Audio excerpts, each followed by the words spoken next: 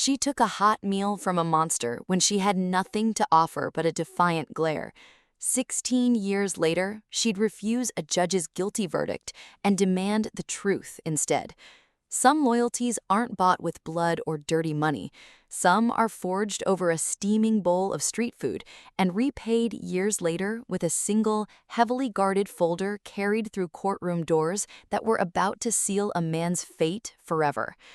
Lee-sunho, now an aging, silver-haired man in a sharp black suit and heavy steel handcuffs, his face breaking into tearful disbelief.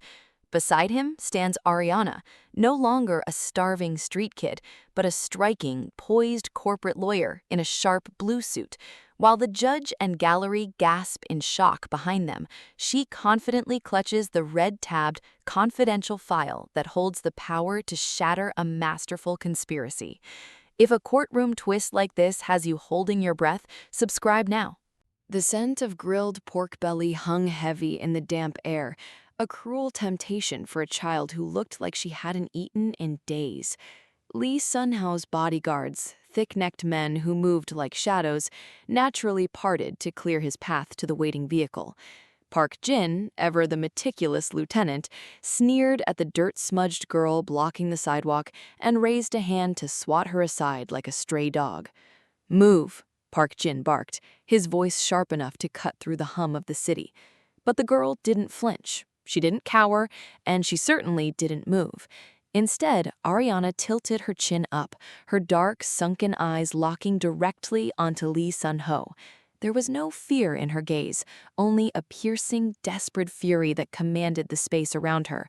She was starving, shivering in an oversized frayed jacket, yet she stared down the most dangerous man in Seoul as if he was the one trespassing. Lee-sunho halted. He raised a single, gloved finger, silently stopping Park Jin's advance. Men in Lee-sunho's world survived by stripping away their humanity, burying empathy beneath layers of silk suits and ruthless ambition. Pity was a liability. Yet, looking down at this fierce, unbroken child, he didn't see a beggar. He saw a survivor. He saw the same hollow, burning hunger that had driven him to conquer the city's underworld so many decades ago. He stepped past his baffled lieutenant and approached the brightly lit food stall. The vendor, trembling slightly at the sudden proximity of the infamous syndicate boss, fumbled with his tongs. "2 bowls," Lee-sunho ordered, his voice a low, gravelly rumble. "Extra meat, hot." When the steaming bowls of rice and pork were handed over, Lee-sunho didn't pass them to his men. He carried them to the small plastic table beneath the stall's awning, set one down, and took a seat opposite the empty chair. He gestured for the girl to join him. Ariana hesitated for only a fraction of a second. Survival instincts overrode caution. She marched to the table, sat down, and ate with a ferocious intensity, never once taking her eyes off the man across from her. She ate as if the bowl would be snatched away at any moment, yet she maintained that defiant, guarded glare. Lee-sunho didn't touch his food. He just watched her, a rare, faint smirk playing at the corners of his mouth. In an empire built on fear and sycophants, this child's raw, unvarnished audacity was the most genuine thing he had encountered in years. When she finally scraped the bowl clean, she wiped her mouth with the back of her sleeve and waited. "You have nowhere to go," Lee-sunho stated. It wasn't a question. Ariana said nothing, her silence a proud, stubborn confirmation. Lee-sunho stood up, adjusting his coat against the chill. He said, "Come with me," and turned toward the armored car. "You'll never be hungry again." And for the first time in her life, she followed. The sprawling estate of Lee-sunho was a gilded cage of imported marble floors, silk tapestries, and silent, terrifying men. For a child raised in the unforgiving concrete crevices of Seoul, the sudden infusion of limitless wealth should have been blinding. It should have made her soft, eager to trade her survival instincts for comfort. Instead, the opulence only made Ariana sharper. She learned to navigate the labyrinthine halls with the quiet grace of a ghost, absorbing everything and saying very little. While the syndicate's enforcers expected the street rat to gorge herself on expensive delicacies and drown in her newfound luxury, she ate only what she needed and slept with one ear tuned to the heavy, deliberate footsteps echoing outside her bedroom door. She wore the fine, tailored clothes Lee-sunho provided, but she never let the fabric change her skin. She refused to be corrupted by the blood money that paid for it all. Lee-sunho found her unyielding nature amusing, treating her with a gruff, distant affection. He respected her refusal to cower. But not everyone in the sprawling mansion was charmed by the silent girl who watched them from the periphery. Park Jin, the impeccable and flawlessly dressed right-hand man, moved through the syndicate's ranks like a shadow perfectly tailored to fit his master. To Lee-sunho, Park Jin was the ultimate loyalist, quick with a deferential Dao, faster with a ruthless solution, his voice always smooth, measured, and agreeable. But from her quiet vantage points, Ariana saw the dangerous micro-expressions that the aging boss missed. She saw the way Park Jin's obsequious smile would vanish the millisecond Lee-sunho turned his back, immediately replaced by a cold, calculating sneer that never reached his dead eyes. She noticed how he subtly intercepted information, altering ledgers and controlling the flow of whispers from the street before they ever reached Lee-sunho's heavy mahogany desk. One rainy afternoon, standing quietly unseen in the library's shadowed alcove, Ariana watched the lieutenant meticulously pour the boss a glass of scotch. "The southern docks are secure, Chairman," Park Jin murmured, bowing deeply as he handed over the crystal tumbler. "The minor disruption has been permanently erased. You need not trouble yourself with the details." The boss nodded slowly, taking the drink, his heavy gaze fixed on the storm raging outside the floor-to-ceiling windows. "Good work, Jin. You always know how to keep the house clean." As the boss drank, Park Jin stepped back out of the light. He didn't know Ariana was there, tucked just behind a heavy velvet curtain. She held her breath as she watched Park Jin's deferential posture instantly rigidify. He stared at the back of Lee-sunho's graying head, his lips curling into a look of such profound, venomous contempt that it sent a cold spike of adrenaline straight through Ariana's chest.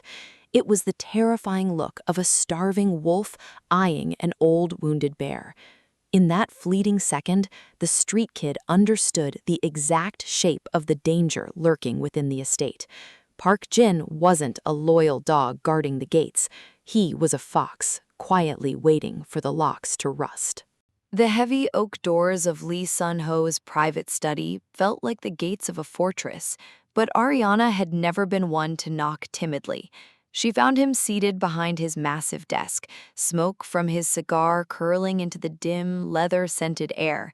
He looked up, expecting the quiet, watchful girl who usually lingered in the shadows. Instead, he got the fierce, desperate child from the street stall, returning to the surface after years of dormant observation. "Park Jin is stealing from you," she said, her voice entirely stripped of the deferential warmth the rest of his household feigned. "He's skimming from the southern port accounts, running dual ledgers and bleeding your authority while you aren't looking. He is going to betray you." Lee-sunho paused, the glowing tip of his cigar hovering inches from his lips. For a long moment, the only sound in the cavernous room was the rhythmic ticking of a grandfather clock. Then the fearsome boss of Seoul's underworld threw his head back and laughed, a deep, resonant sound that chilled Ariana to her core. "Little bird," he rumbled, his amusement patronizing and thick. "Jin steals pennies because I allow him to. It keeps him hungry but leashed. He is a dog who knows exactly who holds his chain." "He isn't a dog," Ariana urged, stepping closer, pressing her hands flat onto the polished mahogany. "He's a wolf, and you're letting him dig under your fences. I've seen the way he looks at you when you turn your back." Lee-sunho's smile vanished, instantly replaced by the cold, hardened mask of a man who suffered no insults to his intelligence. "You are a child," he warned, his voice dropping to a dangerous baritone. "You know nothing of this world, of men like him, or of how I run my empire. Do not confuse my generosity with an invitation to question my rule. "Go back to your books, Ariana. Leave the business to me." The dismissal hit her like a physical blow. She stood perfectly still, looking into the eyes of the man who had saved her life from the freezing streets, realizing with a crushing clarity that his monumental ego had rendered him entirely blind. He believed his own myth. Ariana didn't argue. She simply withdrew her hands from the desk, her spine straightening with the cold, hard realization that loyalty meant nothing if it fell on deaf ears. She could not save a man who refused to see the blade resting against his throat. She packed her bags that very night. There were no tearful goodbyes, no dramatic exits. She left the gilded cage just as quietly as she had lived within it, trading the claustrophobic shadows of the syndicate for a one-way ticket to Europe. If Lee-sunho wouldn't listen to the warnings of a naive street kid, she would return as something he couldn't ignore. She would immerse herself in corporate law, mastering the very systems his empire exploited, and forge herself into a weapon sharp enough to cut through the inevitable ruin. With the girl gone, the sprawling estate breathed a sigh of relief, though no one breathed easier than Park Jin. Ariana's departure removed the only pair of eyes sharp enough to see through his impeccably tailored facade. For Lee-sunho, her absence was a minor, unspoken sting of pride, easily buried beneath the daily operations of his empire. But for his lieutenant, it was the firing of a starting gun. Over the next decade, while Ariana buried herself in international tax law and corporate restructuring thousands of miles away, Park Jin went to work building a masterpiece of betrayal. He was a man of infinite patience. He didn't execute a sudden, violent coup. That was the sloppy work of street thugs. Instead, Park Jin waged a quiet, bloodless war using the most devastating weapons in the modern syndicate's arsenal: paperwork and plausible deniability. Night after night, long after the boss had retired to his chambers, Park Jin sat in the glow of encrypted monitors, spinning an invisible web across the globe. He funneled skimmed profits through a labyrinth of dummy corporations in the Cayman Islands, Cyprus, and Macau. He created phantom shareholders, layered shell companies within shell companies, and slowly bled the syndicate's legitimate fronts dry. But embezzlement was only the first phase. Park Jin needed an insurance policy, a guillotine hanging squarely over Lee-sunho's neck. The true artistry of his treason lay in a locked, climate-controlled vault beneath his own private residence. There, Park Jin spent hours perfecting the sweeping, heavy strokes of Lee-sunho's signature. Once he had mastered the precise pressure and angle of the boss's custom fountain pen, he began authorizing atrocities. He forged the chairman's name on orders for the violent sabotage of rival tech conglomerates. He approved fatal warehouse fires to clear real estate acquisitions, ensuring every meticulously planted piece of evidence, every damning paper trail, led directly back to the aging boss's mahogany desk. Lee-sunho, blinded by decades of unchallenged supremacy, noticed nothing. As he grew older, he stepped further back from the tedious minutiae of the business, preferring the comfort of his private gardens and his expensive scotch. He signed the heavily redacted summaries Park Jin placed in front of him without a second glance, trusting the dog he thought he held on a tight leash. He never realized the leash had been cut years ago. While the boss rested comfortably on his throne, Park Jin systematically hollowed out the floorboards beneath it, meticulously preparing for the day the entire empire would collapse under its own engineered weight. The collapse of a dynasty does not begin with a roar, but with a sudden, deafening silence. For Lee-sunho, the silence arrived at precisely 4 a.m. when the perimeter alarms of his fortified estate inexplicably failed. There was no warning, no frantic radio chatter from the guards patrolling the outer walls. The security network he had spent billions perfecting simply went dark, effectively blinding the beast in his own den. The illusion of invulnerability shattered minutes later beneath the concussive boom of a battering ram splintering the grand foyer doors.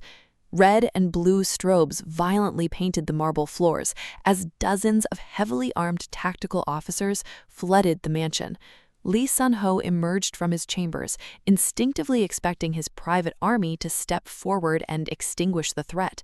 Instead, he witnessed an absolute massacre of his pride. The ruthless enforcers who had sworn lifelong allegiance to him didn't draw their weapons, they dropped them. They scattered into the shadows, abandoning their posts and surrendering without a single shot fired.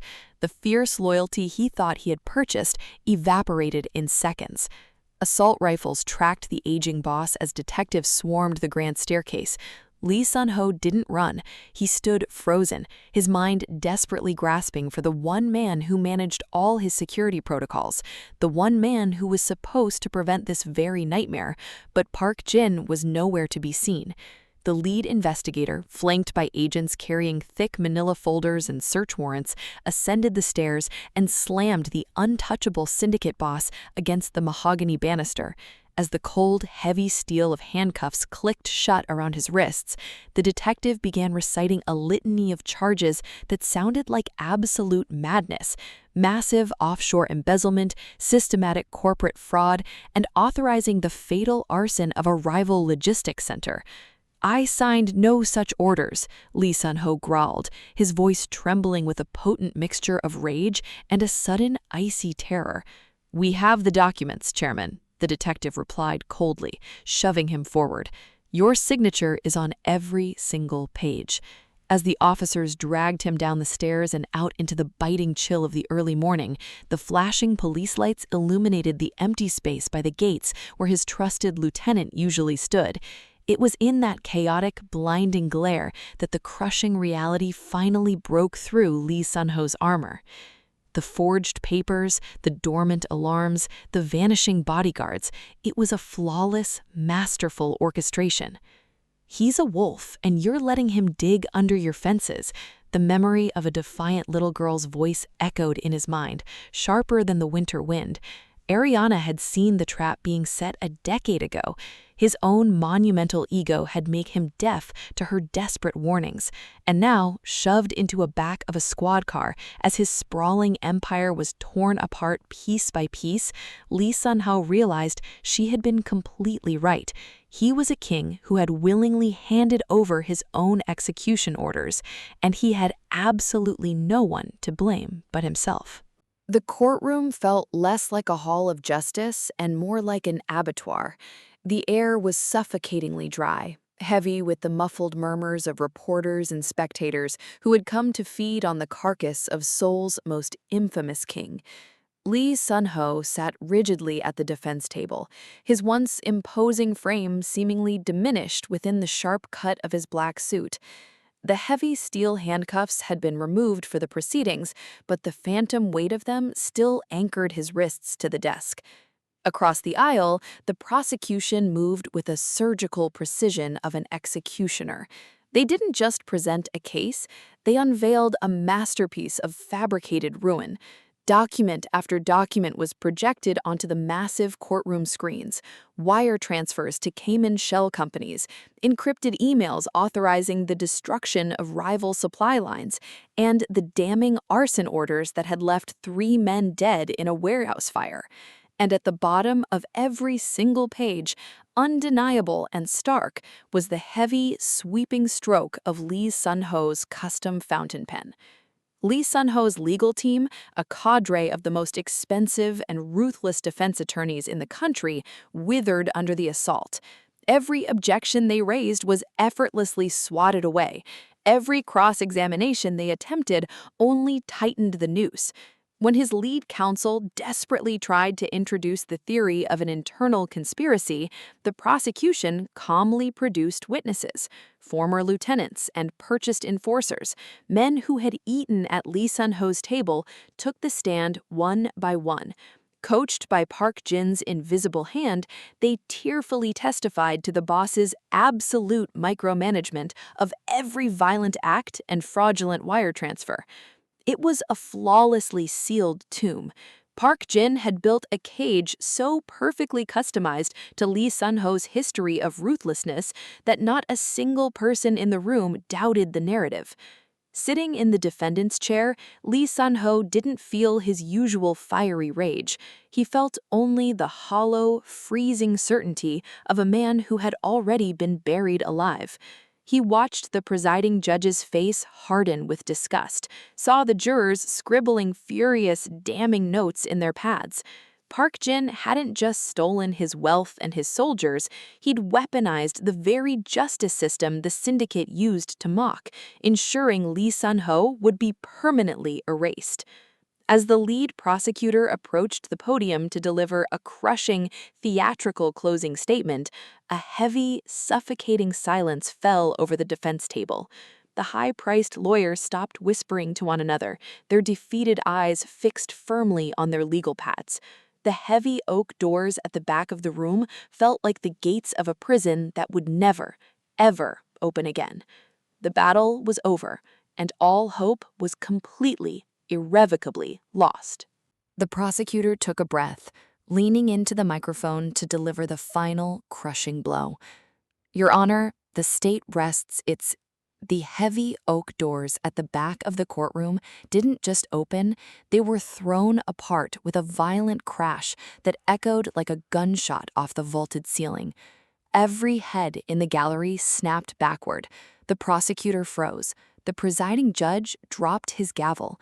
Down the center aisle, marching with a furious, unstoppable momentum, came a woman who did not belong in the meticulously arranged theater of Lee-sunho's demise. Ariana wore a sharp, tailored blue suit that cut through the dreary monochrome of the room like a blade. Her head was held high, her dark eyes blazing with the exact same unyielding defiance that had once challenged a monster on a freezing, rain-slicked street 16 years ago. Clutched tightly against her chest was a single, thick leather folder marked with glaring red tabs. Lee-sunho turned his head, his silver hair catching the fluorescent light. For the first time since the raid, the stoic, hardened mask of the syndicate boss cracked.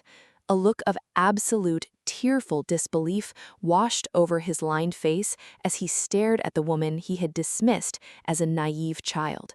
Ignoring the shouting bailiffs and the sudden, blinding eruption of camera flashes from the press, Ariana bypassed the gallery barricade and marched directly to the defense table. The high-priced attorneys scrambled to block her, but she slammed her international bar credentials onto the polished wood with a resounding crack. Ariana Kim, Your Honor, I am stepping in as primary defense counsel for Lee-sunho, effective immediately, and I am submitting new, vital evidence that the prosecution has conveniently overlooked. Before the prosecution could stammer out an objection, she flipped the red file open. It was the culmination of years spent dissecting international tax law and hunting ghosts through the darkest corners of the global banking system. She didn't just present an alternative theory, she detonated the prosecution's entire case. With ruthless precision, Ariana submitted the original, unredacted offshore routing data. She pulled up the metadata attached to the encrypted sabotage orders, proving undeniably that the digital signatures were spliced and forged. And then she delivered the killing blow. A certified ledger of real-time IP logs tracing every single embezzled cent and every fraudulent wire transfer directly to a private, heavily guarded server. It wasn't located at Lee-sunho's estate. It was registered exclusively to the private residence of Park Jin. In less than 5 minutes, the street kid had taken the masterful, inescapable cage built to destroy a king and systematically locked the true architect inside it. The silence in the courtroom was absolute, heavy with the suffocating realization that the state's flawless case was nothing more than a meticulously dressed lie. On the massive screens above, the IP logs glowed like a neon sign pointing directly at the architect of the betrayal. Sitting in the first row of the gallery, flanked by the very detectives he had manipulated, Park Jin stared at the monitors. His impeccably tailored suit suddenly felt like a straitjacket. The smooth, measured facade he had maintained for over a decade cracked, revealing the frantic, rabid desperation beneath. The murmurs began to swell, a rising tide of shock and outrage directed entirely at him. "This is fabricated," Park Jin shouted, leaping to his feet, his voice pitching into an ugly, shrill panic that echoed off the mahogany walls. "She forged this. She's a street rat playing lawyer." Ariana didn't flinch. She slowly turned from the podium, fixing him with a stare as cold and unyielding as the winter night they had first met. "The routing numbers are certified by Interpol, Park Jin. The digital footprint matches the servers seized from your basement an hour ago by federal agents." The trap hadn't just sprung, it had crushed him completely. Cornered, humiliated, and watching his stolen empire evaporate, the fox finally snapped. With a guttural roar, Park Jin lunged over the low wooden partition. He didn't reach for Ariana. His blinding, hateful fury was aimed directly at the king he had failed to kill. He hurtled toward the defense table, a heavy brass water carafe snatched from a prosecutor's desk, raised like a club to smash into Lee-sunho's skull. Decades of buried muscle memory flared to life. Lee-sunho roared, his chair crashing backward as he rose. The aging boss prepared to meet the traitor with lethal force, ready to snap Park Jin's neck in the middle of a crowded courtroom. But before Lee-sunho could strike, Ariana stepped directly between them. "No," she commanded, her voice cutting through the chaos like a whip. She didn't raise her hands, she simply stood her ground, an immovable barrier of sharp blue wool and iron resolve.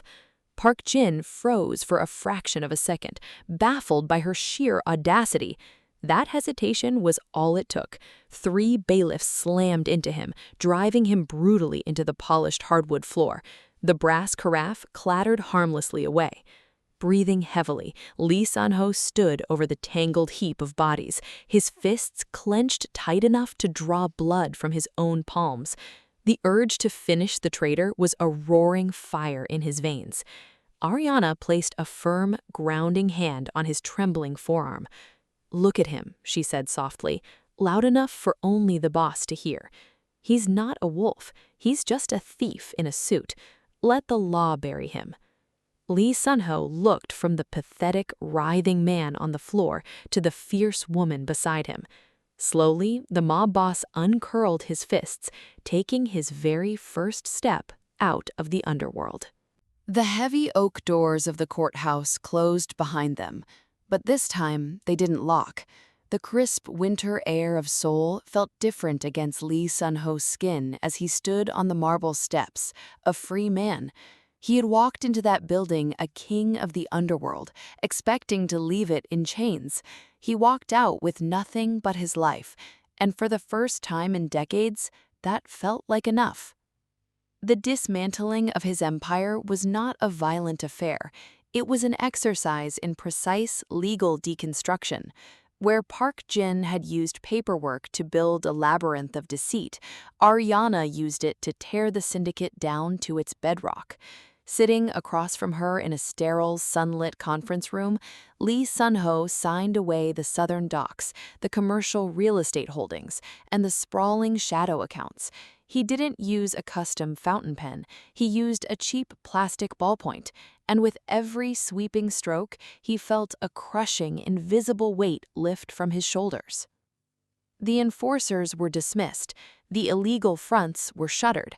The vast, blood-stained fortune he had spent a lifetime hoarding was systematically liquidated and poured into a heavily regulated, transparent, charitable trust. Ariana guided every transaction, ensuring the wealth that had once poisoned the city would now be strictly utilized to heal it.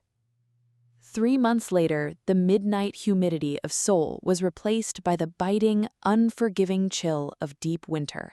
Beneath the concrete shadow of a bustling overpass where the wind howled and the city's forgotten ghosts huddled for warmth, a new stall had opened. It wasn't a fleet of armored cars that idled at the curb, but a battered commercial supply truck. Lee-sunho stood under the bright, humming fluorescent lights of the wide awning. The sharp black suits were permanently gone, replaced by a thick, heavy parka and a simple canvas apron. His scarred hands, once used to command absolute violence and sign execution orders, were busy gripping a pair of long metal tongs. He worked quietly, flipping thick slices of pork belly over a roaring, sizzling grill, the rich, savory smoke billowing out into the freezing night. A line stretched down the block, men, women, and children, with hollow, burning hunger in their eyes, shivering in frayed, oversized jackets. Lee-sunho didn't look away from them. He met every single one of their gazes, recognizing the exact same desperate, unbroken fury he had seen in a little girl 16 years ago. Beside him, Ariana handed out steaming bowls of rice. She wasn't wearing her sharp blue courtroom armor. She wore a heavy knitted sweater, her breath misting in the cold air, as she smiled warmly at a young boy taking a bowl. Lee-sunho handed a heaping plate of hot food to a trembling man at the front of the line. There were no debts to be paid here, no absolute loyalty to be bought with dirty money. There was only the quiet, redemptive truth of a hot meal in the freezing snow, freely given by a king who had finally learned how to serve. Some empires are built on fear, and they inevitably crumble under the weight of their own treachery. But the legacies built on a single, unexpected act of kindness, those endure long after the money is gone and the power is surrendered. Lee-sunho had lost the underworld, but standing there in the biting winter cold, handing out warmth to the forgotten alongside the woman who saved him, he had finally found his soul. The greatest debt wasn't paid with a gavel in a courtroom, it was paid on the street, one hot meal at a time. If this story of loyalty, betrayal, and ultimate redemption kept you holding your breath until the very end, don't let the journey stop here. Please hit that like button and subscribe to the channel so you never miss out on the next gripping tale. And before you go, drop a comment below and let me know exactly where in the world you are watching from today, because you never know how far a single story of kindness might travel.